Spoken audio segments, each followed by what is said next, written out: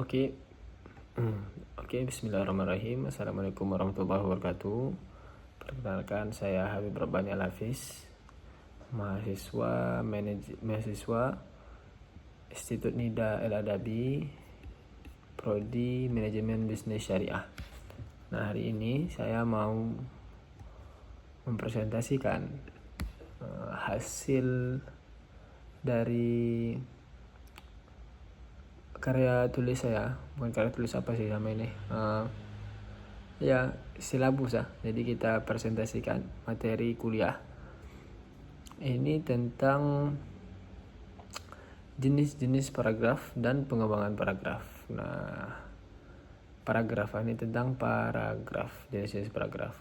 Karena nanti kita akan bahas ternyata paragraf itu banyak jenisnya, dia nggak satu aja, bukan itu aja.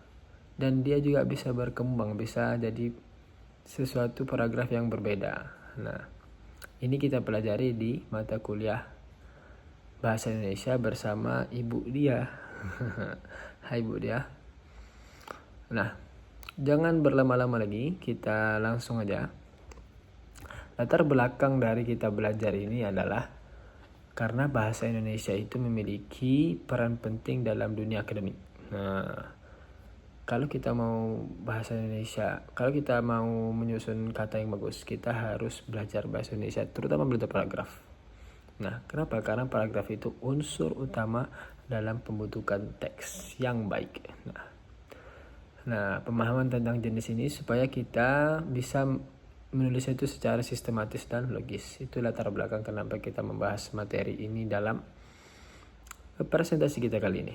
Oke, kita lanjut ya. Nah, pengertian paragraf. Paragraf itu apa sih?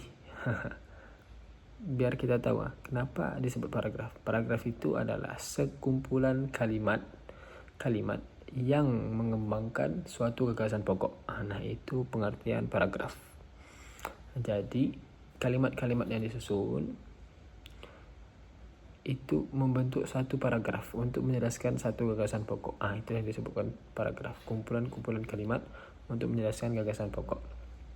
Nah, setiap paragraf itu memiliki dua. Ada kalimat utama, ada kalimat penjelas. Ada kalimat yang memang inti dari paragraf itu, ada kalimat yang menjelaskan dari inti paragraf tersebut. Nah, tujuannya apa paragraf ini? Tujuannya untuk menyampaikan ide secara runtut dan mudah dipahami. Begitu, biar mudah dipahami ya. Itu tujuan tadi kita buat paragraf. Selanjutnya, unsur-unsur paragraf itu ada 3. Pertama ada kalimat utama atau inti gagasan pokok dari paragraf itu. Yang kedua itu ada kalimat penjelas, menjelaskan dari kalimat utama. Nah, yang ketiga adalah kohesi atau koherensi. Kohesi dan koherensi, keterpaduan antara kalimat. Itu unsur-unsur paragraf. Selanjutnya, ini jenis-jenis paragraf berdasarkan isi ya. Ada paragraf namanya paragraf narasi. Nah, itu menceritakan suatu peristiwa. Yang kedua itu ada paragraf deskripsi. Paragraf deskripsi ini menggambarkan objek secara terperinci. Yang ketiga itu ada eksposisi. Paragraf eksposisi ini menjelaskan informasi secara jelas. Nah, yang keempat ada argumentasi, meyakinkan pembaca dengan alasan. Kita berargumen di situ. Paragraf argumentasi. Yang terakhir ada paragraf persuasi, membujuk pembaca untuk melakukan sesuatu itu persuasi. Nah, contohnya begini ya. Ini contoh paragraf narasi. Pagi itu matahari terbit di ufuk timur. Nah, itu paragraf narasi. Pagi itu matahari terbit perlahan di ufuk timur. Itu paragraf narasi.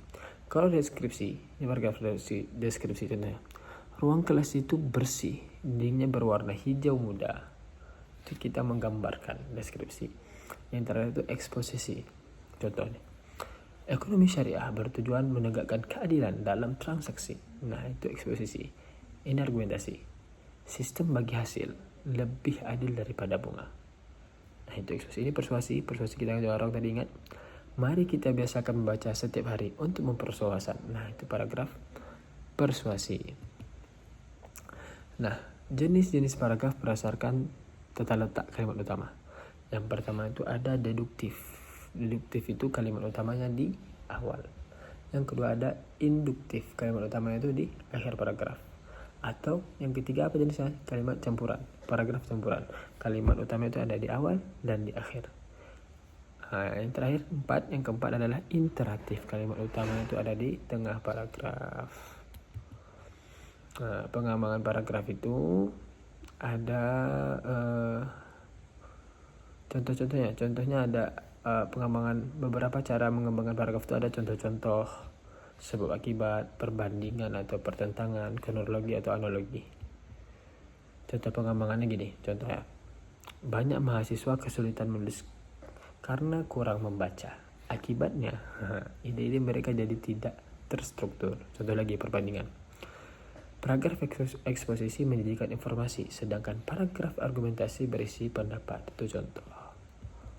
Kesimpulan, paragraf adalah penyusun teks yang baik. Jadi kita perlu untuk memahami jenis dan pengembangan paragraf ini untuk menulis secara efektif dan komunikatif. Dengan keterampilan ini kita bisa membuat karya ilmiah yang lebih struktur. Itu dari Habib. Ini terakhir, menulis adalah seni berpikir dengan tinta.